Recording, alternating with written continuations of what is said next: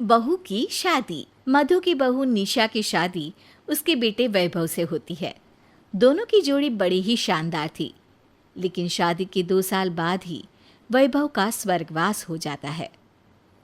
निशा की माँ निशा की सास से कहती है, देखिए, अब इसका पति तो रहा नहीं। अच्छा होगा कि अब हम हमारी बेटी को यहाँ से ले जाएं। मधु निशा की तरफ देखती है। निशा मेरी बहू थी, लेकिन वैभव के जाने के बाद मैं उसे अपनी बेटी ही मानती हूँ। शादी के बाद वो इस घर में आई थी। मैं तो नहीं चाहूँगी कि वो जाए। बाकी जैसा आप और निशा को सही लगे। निशा की माँ निशा के पास उसके कमरे में जाती है। बेटा निशा, तेरी सास कह रही है कि तू अब इस घर से चली जा, तो बेटा अपना सामान पैक कर ले। अब यहाँ तेरा कुछ नहीं। पर माँ, अब तो मेरा यही घर है। सासू माँ तो मुझे बेटी की तरह मानती हैं। अरे बेटी मानना और होने में काफ़ी फ़र्क है। रहेगी तो तू मेरी ही बेटी ना। चल अब सामान पैक कर ले, जिद मत कर। निशा दुखी मन से सामान पैक कर नीचे सास के पास जाती है, जहाँ ससुर जी और ननद भी खड़े होते हैं। वो निशा का सामान देखकर दुखी हो जाते हैं। अरे बेटा, अब इन लोगों से क्या बात करनी है, चल निकलते हैं यहाँ से। सास निशा को गले लगाती है। निशा सास के पैर छूकर कहती है, माँ जी, जा रही हूँ मैं। भाभी, आपके बिना ये घर अच्छा नहीं लगेगा। भाई के बाद आप ही उनकी निशानी थी हमारे लिए। आपको देखकर भाई को याद कर लेते। ननद रोने लगती है। अरे बेटी, बाप कितना भी निर्धन क्यों ना हो, अपने बच्चों को कभी भूखा नहीं सुलाता। तुझे यहाँ कोई कमी नहीं होने देते। निशा रोने लगती है। पापा, माँ, मैं इस घर से नहीं जाना चाहती। यहाँ मुझे अपनापन लगता है। यहाँ मेरे वैभव की यादें हैं, और आप लोग जो उनके अपने हैं, मुझे घर से मत निकालिए। ये बोलकर वो हाथ जोड़ लेती है। सास समझ जाती है कि निशा की माँ ने चालाकी की है। वो बहू का सारा सामान उठाकर अंदर रख लेती है। बहन जी, मैंने आपसे ये कहा था कि निशा अगर जाने की इच्छा रखे तभी हम उसे भेजेंगे। अच्छा हो कि अब आप लोग चले जाएं।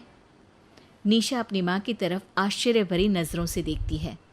माँ, अब यही मेरा घर है। मैं यहाँ से कहीं नहीं जाऊँगी। माँ अपनी चाल उल्टी पड़ती देख वहाँ से चली जाती है।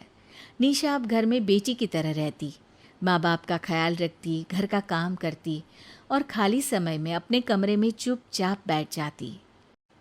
निशा बेटा, शादी के वक्त तुम्हारी उम्र काफ़ी कम थी। क्यों न तुम अपनी पढ़ाई आगे शुरू कर दो। पर पापा, घर का काम और आप लोगों की देखभाल। अरे क्यों भाई, वो तो तुम और पिंकी दोनों मिलकर कर लेना। मैं कल ही कॉलेज का फॉर्म लेकर आऊँगा। ससुर जी के कहने पर निशा आगे की पढ़ाई फिर से शुरू कर देती है। वो खूब पढ़ती है और एक अच्छी सी नौकरी में भी लग जाती है। एक दिन निशा के घर की घंटी बजती है। एक सुंदर सा लड़का अपने माँ बाप के साथ खड़ा होता है। वो सब अंदर आकर बैठ जाते हैं। निशा के सास ससुर उन लोगों को अंदर बिठाते हैं। लड़के के पिता बोलते हैं, हम आपकी बेटी निशा की शादी के लिए रिश्ता लेकर आए हैं। अरे सुनती हो, ज़रा बाहर तो आओ। निशा की सास भी बाहर आ जाती है। ये लोग निशा के लिए रिश्ता लेकर आए हैं। ओह, ये तो बड़ी खुशी की बात है। क्या करते हो बेटा? जी मैं निशा के ऑफिस में ही मैनेजर हूँ। अच्छा, रुको, मैं निशा को लेकर आती हूँ। सास निशा को भी वहाँ बुला लेती है। अरे सर, आप और आपके साथ ये मेरे मम्मी पापा हैं निशा। मैं तुमसे शादी करना चाहता हूँ और शादी का रिश्ता लेकर आया हूँ। निशा को ये सुनकर गुस्सा आ जाता है। पर मैं शादीशुदा हूँ। पूरा ऑफिस ये बात जानता है सर। फिर आप... हमें पता है बेटी, अभिषेक ने हमें सब बता दिया था। हमें शादी से कोई दिक्कत नहीं है। लेकिन मुझे है, मैं शादी नहीं करना चाहती। अरे नहीं नहीं बेटी, अब हमें भी तो अपना कर्तव्य पूरा करने दे। एक बेटी को पढ़ा लिखा कर उसे अपने पैरों पर खड़ा कर माँ बाप सिर्फ उसे अच्छे घर की बहू के रूप में ही देखना चाहते हैं। पर माँ, मैं तो बहू बन चुकी हूँ। नहीं बेटी, वो तब तक थी जब तक वैभव था।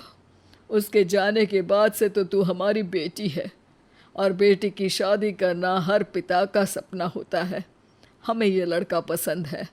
तेरी उम्र ही क्या है बेटा, तुझे भी तो जीने का हक है।